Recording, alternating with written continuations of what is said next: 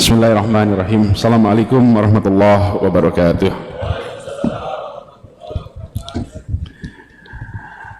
Alhamdulillah, alhamdulillahilladzi arsala rasulahu bil huda wa dinil haq liyudhhirahu ala dini kullihi wa kafa billahi syahidah. Asyhadu an la ilaha illallah wa asyhadu anna Muhammadan abduhu wa rasuluh la nabiyya ba'dah.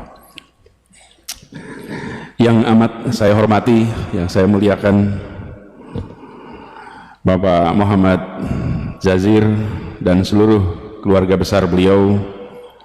Yang saya hormati Ketua Umum Masjid Jogokarian Ustadz Agus Abadianto, dan juga yang saya hormati, yang saya muliakan Ustadz Salim Alfilah, Imam sholat subuh kita Ustadz Wafi, dan para jamaah sholat subuh Masjid Jogokarian rahimakumullah. Pagi ini saya sungguh bersyukur sekali bisa bersujud di Masjid Jogokarian yang legendaris ini, sebuah masjid yang menjadi contoh, yang menjadi rujukan bagi semua. Dan senang karena kembali ke Masjid Jogokarian sekaligus juga kembali merajut ikatan persaudaraan yang tersambungkan lintas generasi. Banyak yang tadi diceritakan oleh Pak Jazir adalah hal yang juga baru bagi saya, karena pada saat itu saya masih terlalu kecil untuk memahaminya. Jadi saya tadi mendengar ketika di kantor Pak Jazir cerita, Masya Allah ada banyak sekali catatan, dan ini menjadi hikmah bagi kita semua, bahwa apapun yang kita kerjakan hari ini bisa berdampak lintas waktu, dan mungkin anak dan cucu-cucu kita di kemudian hari yang baru mendengar ceritanya.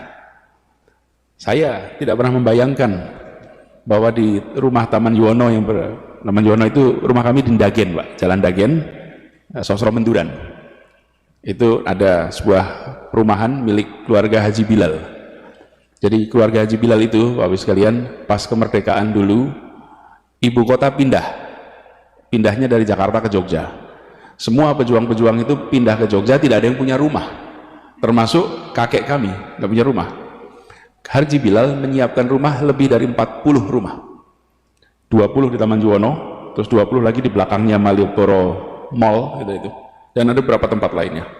Semua silahkan pakai tempatnya, dan disilahkan pakai sampai waktu yang beginilah kira-kiranya. Tidak ada yang namanya hitung-hitungan, silahkan pakai, gantian pakainya. Nah, termasuk kakek kami yang hijrah ke sini. Itu Pak Jazir, almarhum Allahyarham Pak AR itu berangkat bersama Agus Salim dan lain-lain ke Timur Tengah untuk mengikhtiarkan pengakuan bagi Republik. Berangkatlah, meninggalkan istri dan 8 anak di Jogja, berangkat ke Timur Tengah. Perjalanan itu beberapa bulan untuk ke sana, sampai ke Kairo. Dan alhamdulillah di Kairo lewat perjuangan diplomasi yang panjang, keluarlah pengakuan de jure dan de facto bagi Indonesia. Itu adalah pengakuan pertama.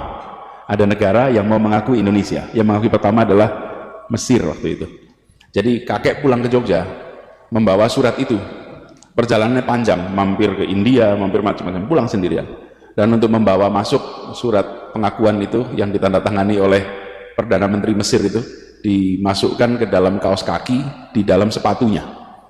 Ketika di pemeriksaan di Kemayoran lolos, surat itu ada dalam kaos kaki, karena kaos kakinya nggak diperiksa, yang lainnya diperiksa. Masuk sampai ke Jakarta, sampai akhirnya singkat cerita sampai ke Jogja, sampai serahkan ke Bung Karno di Gedung Agung. Pulang, istrinya melahirkan anak yang ke-9, diberi nama Lukiana. Kenapa? Laki Ana. Beruntung saya, karena bisa sampai lagi ke sini. Anak sebelumnya yang nomor 8 diberi nama Imlati. Imlati itu artinya Indonesia merdeka lekas akan tercapai insya Allah. Lahirnya 1 Juni 1945. Jadi lahir 1 Juni, beliau masih di BPUPKI, itu semua orang sudah merasakan insya Allah Indonesia merdeka. Bulan Juni itu, Agustus kita merdeka. Tapi belum tahu bakal merdeka apa tidak. Lalu anaknya lahir yang ke-8 dikasih nama Imlati. Banyak yang tidak tahu itu kepanjangan. Indonesia merdeka lekas akan tercapai insya Allah. Yang nomor 9 dikasih nama Lukiana karena laki anak gitu. Lukiana. Istrinya kena malaria, wafat dengan 9 anak di Jogja. Sehingga kakek dan keluarga ketika Republik pindah lagi ke Jakarta, maka kakek kami dan keluarganya tidak pindah lagi karena beliau tidak ada istri, 9 anak dan bayi yang sudah ditemani oleh masyarakat di Jogja dengan support system yang luar biasa, sehingga diputuskan tidak kembali ke Jakarta dan terus di Jogja, dan akhirnya sampai akhir hayatnya berada di Jogja, dan saya jadi tumbuh besar di Jogja karena saya cucu kemudian tinggal tempat itu. Nah, kisah perjuangan kemudian banyak sekali. Saya merasa bersyukur sekali karena Pak Jazir ini memiliki memori atas peristiwa-peristiwa penting yang seringkali terlewatkan di dalam catatan sejarah kita. Jadi Pak Jazir harus banyak bercerita dan direkam ceritanya, karena beliau pelaku, beliau membaca, beliau merangkaikan. Ada yang menjalani tidak merangkaikan, ada yang membaca tidak merangkaikan, ada yang menjalani tapi tidak membaca. Ini membaca, menjalani, dan bisa merangkaikan sebagai sebuah cerita. Jadi saya merasa bersyukur betul. Tapi persahabatan kami tidak berhenti di situ, bukan antar kakek dan Pak Jazir. Jadi kalau saya panggil Pak Jazir, panggil kakek boleh sebetulnya. Karena ini sahabat kakek saya gitu kan, paman gitu. Kenapa? Karena berkelanjutan. Saya bekerja saya di Jakarta, kemudian mencoba membangun gerakan Indonesia Mengajar bersama dengan seorang anak muda yang sangat cerdas, alim, cerdas, wawasannya luas, bacaannya panjang, namanya Sofwan, putra dari Pak Jazir. Jadi persahabatan itu menurun, dan ketika ketemu tidak tahu bahwa orang tua kita itu bersahabat, menurun. Kemudian Sofwan ini mahasiswa yang menjadi anggota di kampus itu Majelis Wali Amanah, mahasiswa yang menjadi anggota Majelis Wali Amanah di Universitas Indonesia di Jakarta.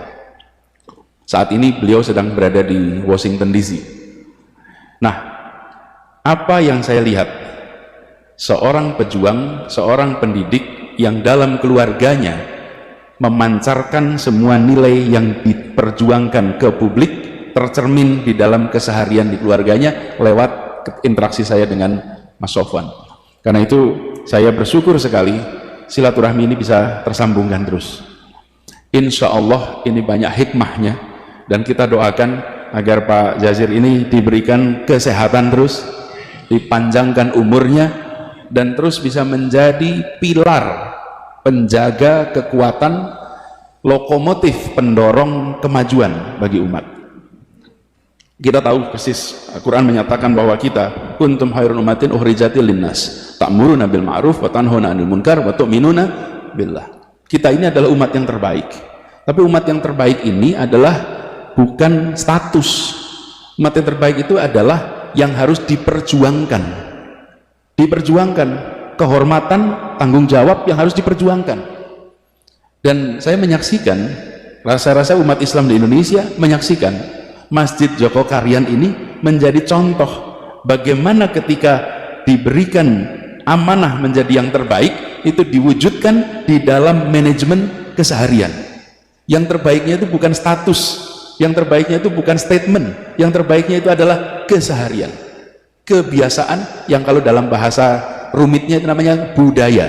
Budaya itu adalah kebiasaan. Masjid Joko Karyan memiliki itu, dan ini tempat masjid-masjid dari seluruh Indonesia belajar.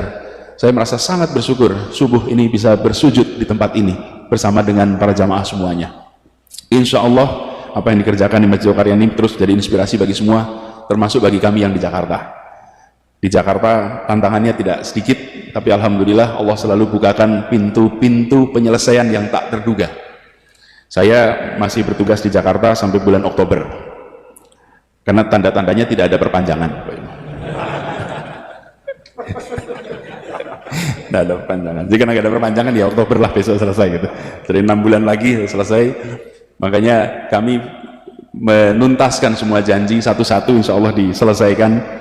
Dan kita berharap kami didoakan agar semua yang kita kerjakan di Jakarta ini bisa menjadi manfaat bagi seluruh warga di Indonesia. Dan tadi pesan dari Pak Jazir insya Allah saya pegang, karena beliau meneruskan pesan, dan pesan yang sama kami terima Pak Jazir terkait dengan jumlah tahun kuliah. Jadi kalau ditanya SKS-nya ambil berapa, alhamdulillah ambil 24 SKS per semester, 24 per semester, 18 di dalam kelas, 6 di luar kelas.